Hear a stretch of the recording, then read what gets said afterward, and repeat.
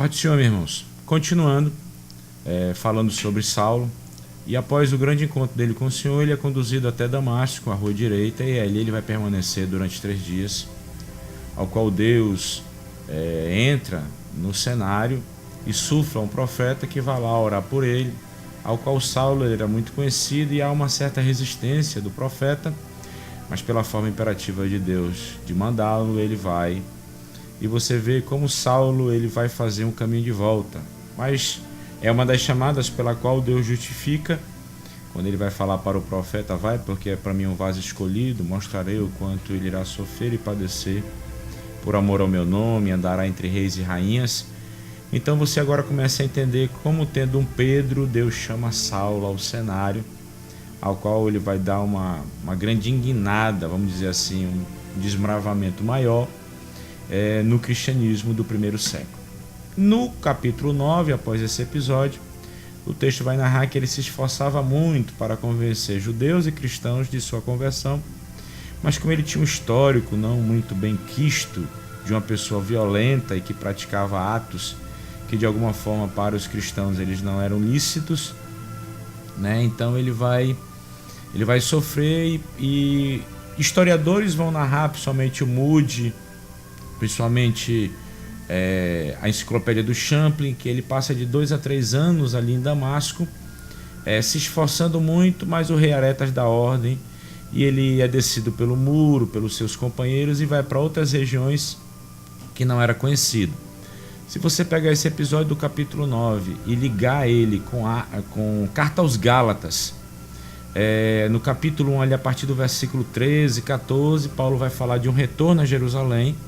a posterior, que ele não vê ninguém a não ser a Pedro e a Tiago, irmão do Senhor. E quando você entra em Gálatas, capítulo 2, versículo 1, ele vai narrar naquela epístola dizendo: passados 14 anos, retornei outra vez para Jerusalém. Então a gente vê como as narrativas históricas elas vão se encaixando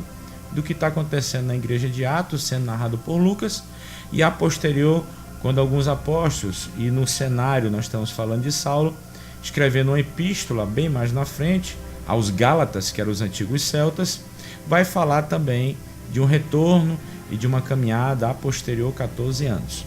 Voltando ao capítulo 9, você percebe que Saulo sai do cenário todinho, a igreja crescia em qualidade e quantidade. Lucas para de falar um pouquinho de Saulo, e Lucas agora volta a falar de Pedro, que é o finalzinho do capítulo 9 e o início do capítulo 10. Só que quando nós entramos no início do capítulo 10, nós vemos a narrativa sobre o chefe da corte italiana, que é um homem chamado Cornélio, um homem temente a Deus, que fazia muitas obras e que foi ouvido por Deus, e Deus atendeu aquilo que havia no desejo do seu coração de conhecer mais a palavra profundamente. Aí é quando você vê o início do capítulo 10, mais uma vez Deus trabalhando a vida de Pedro para que ele pudesse atender o chamado e a ordem de Deus. Mas Pedro, ele ainda tinha muitos requisitos daquela religiosidade impregnada dentro do seu ser, quando ele manifesta ali mesmo Deus mandando, de uma forma, vamos dizer assim, eu acho impensada, se negar a cumprir a vontade de Deus. E Deus traz aquela visão dos lençóis sobre os animais. Nós sabemos que não é na parte de alimento que Deus está falando, é justamente na parte de reino, porque você não está lidando com um Deus tribal, um Deus local, você está lidando com um Deus universal, e que tem olhado também para as outras nações com o olhar de um pai para com o filho. E naquela hora ele vê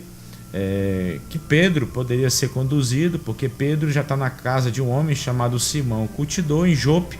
É uma distância um pouquinho longa, e após aquela visão, após Cornélio ter recebido também a visão de Deus e mandar chamar Pedro, você vê como há aquele encontro, como Deus, como um grande maestro, tem regido essa belíssima orquestra. E quando Pedro vem e começa a falar de Jesus, mostrar aquele cenário todinho, a gente vê ali a partir do versículo de número 35, 34, 35, 36, como Pedro ele vai ser liberto. E isso precisa acontecer com muita gente quando tem as recusas de Deus em estar pregando o evangelho, ou então está olhando para outras religiões como você fosse totalmente o certo e as outras religiões o errado. Como Pedro, naquela forma, muito dos seus conceitos vão cair por terra, Porque Pedro vê aqueles italianos e aquele procurador romano sendo abençoado e agraciado com o derramamento do Espírito Santo, e Pedro manifesta aquela frase: diz, hoje reconheço por verdade que Deus não faz acepção de pessoas. Então você vê como a igreja vai caminhando no início, como a igreja vai quebrando barreiras de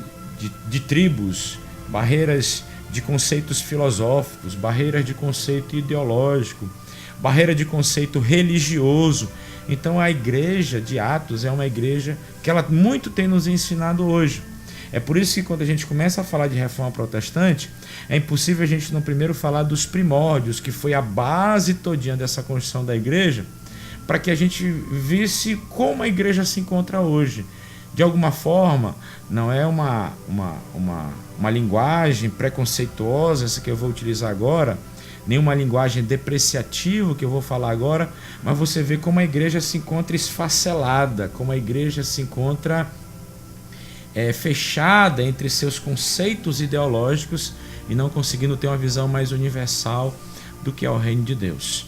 né? E aí, quando nós voltamos a falar do capítulo 10, você vê, não na narrativa todinha do texto do capítulo 10, mas no finalzinho da narrativa do texto do capítulo 10, que Pedro não andava sozinho, Pedro andava com os da circuncisão. E é tanto que quando você entra no capítulo 11 de Atos dos Apóstolos, você vê que agora Pedro vai disputar com os da circuncisão o que tinha acontecido na casa de um gentio, que era justamente o chefe de uma corte italiana. E você percebe ali a partir do versículo 5, 6 do capítulo 11, como ele vai desenvolver o contexto histórico daquilo que aconteceu, da visão que ele teve, da forma de como Deus o chamou, da forma de como Deus o direcionou, das coisas que aconteceram na casa de Cornélio e como Deus estava no controle. E essa forma de abordagem da explanação do acontecimento, naquele momento ela trouxe um convencimento para esses religiosos que de alguma forma queriam servir a Deus, queriam estar dentro do cristianismo, mas não queriam se desligar daquela raiz mais radical, que era justamente a lei, a Torá, a circuncisão, os conceitos rabínicos todinho, que de alguma forma gerou naquela sociedade uma influência que não aproximou a Deus, né? Pelo contrário, fazia aprisionar mais, porque você vê testemunhos narrados bíblicos das pessoas de quando elas ouviam Jesus ensinar e falar, elas tinham uma outra visão, um outro conceito de sair, porque alguns chegavam a testemunhar: nunca ouvimos tal coisa assim. Amém? A paz do Senhor.